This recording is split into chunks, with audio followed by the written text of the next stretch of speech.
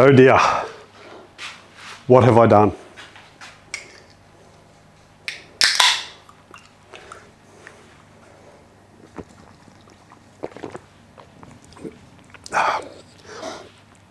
There's two things I could have done. Given up, or have a drink and think about what needs to be done. I opted for the latter.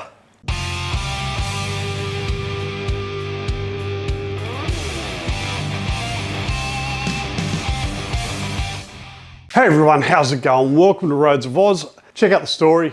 I travelled all the way up to Glen Innes, which is just near the New South Wales-Queensland border, to get this. Now there is a bit of a story behind it. It did come from a deceased estate. This was all that was left, along with a couple of other bikes that I just had no real interest in. Anyway, so let's go through everything that's wrong with my 2000 Aprilia RSV. Anyway, let's get into it. Let's start. Let's have a look with what is wrong with it.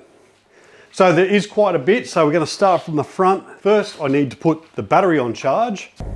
Let's put the battery, plug it in, and we'll just let that do its thing. Hopefully that battery will charge, but I'm not holding my breath, but I do have a backup plan. All right, so this doesn't need to be all doom and gloom. Let's start from the top. First thing we're going to do, pop the seat. Not expecting much. Yep, nothing in it, but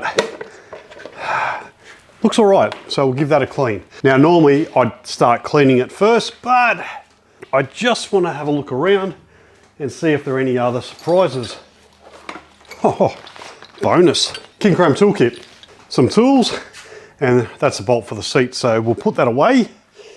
So while that is charging, let's go through everything else that's wrong with the bike. Well, for starters, you can see the indicator smashed. And you can see by scrape marks here, it's had a low side, but potentially it might have just fallen off the side stand, which not too uncommon with these bikes, but this part doesn't look too bad. This is missing, and I thought the lower fairing, the belly pan part of the fairing was okay until I saw this. They've actually tried cutting it for some reason, God knows why. That can be fixed if I'm desperate, or we'll see if we can find a replacement. Now, side stands are unbelievably savage on these things, and they do need upgrading, but we're not going to worry about that yet. You can see it's pretty putrid at the back. It's a Sachs shock. I'm not sure if that's the original one. We'll have to double check. Looking pretty nasty along here. The chain definitely needs changing.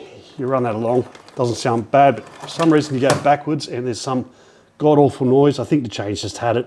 You can see it's not sitting properly over the sprocket, so we'll be definitely changing the chain. You can see this is a homemade item. That will either need replacing. We go up here, I didn't see that, but that's cracked there. And I didn't think these were original, but apparently they are. It's looking a bit rough there. And the clutch, non-existent, so it probably just needs a bleed, but we'll try that anyway. An aftermarket fix that's since cracked and is dangerously low to rubbing on the rear lights. We come around this side, it's got a Vance & Hines exhaust. I'll probably need a good polish up, and I should be able to do that. That one looks good. Seats ripped there and also there.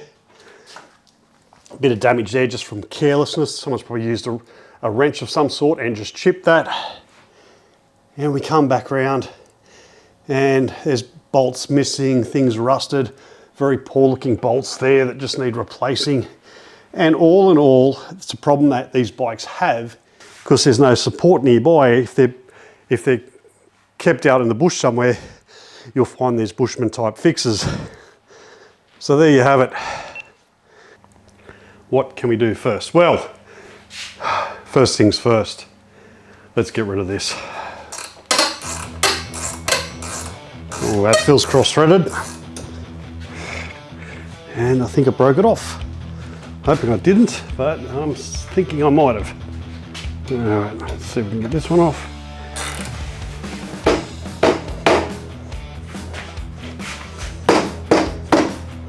All right, so I can probably bend this back around and straighten it up, but I've got a better plan for it. in the bin where it belongs. Yeah.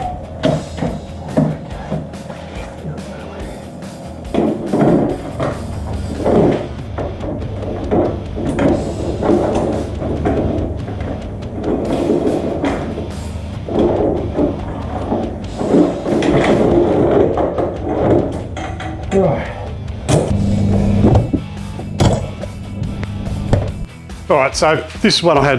This is a spare one I had lying around. That'll fit on nicely. I'm sure I can straighten that up, and look at that, much better. So, 2 simple jobs down. Next job, just cleaning it. And the job after that, ordering a Hayden service manual.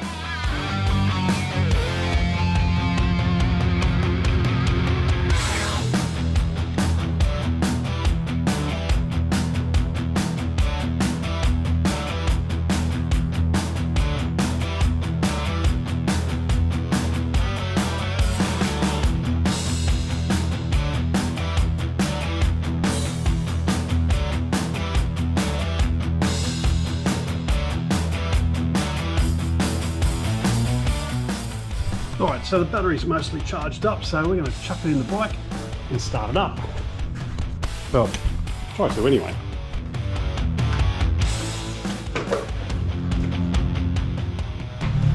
Let's see if she starts.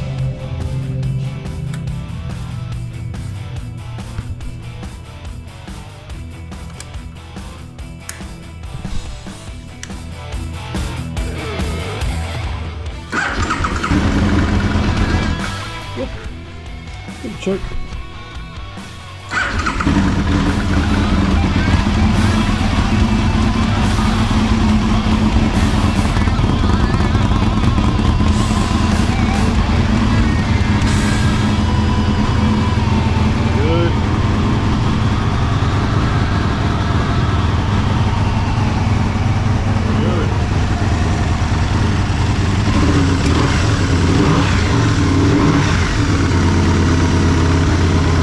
Now, when I bought the Aprilia, I wasn't 100% sure what I was going to do with it, whether I was going to flip it, whether I was going to restore it, or I just had no idea because I didn't know what the bike was going to be like. But we've established that it runs, so the first thing I was thinking was maybe I'll get it registered, but then I realised I've got enough road bikes and this would just be another registration I have to pay for. So why not use that money for registration and insurance and put it to something that I don't normally do, and something that I love doing, which is track days.